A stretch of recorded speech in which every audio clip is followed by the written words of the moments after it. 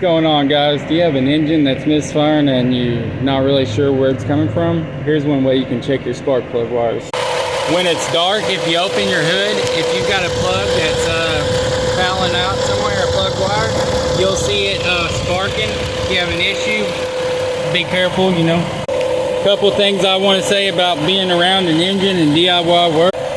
Don't wear any loose clothing, and be careful, watch at all times. You know, you can get burnt or a fan can get on, or the belt. So another way you can check your spark plug wires is, see how that one's got a gray spot right there? Anytime you see a gray or a white spot like those two back there, your spark plugs are, your wires are touching up against something. They need rerouted, or you need new wires. Thanks for watching. Please subscribe. We got more content to help you keep your old ride rolling. Let's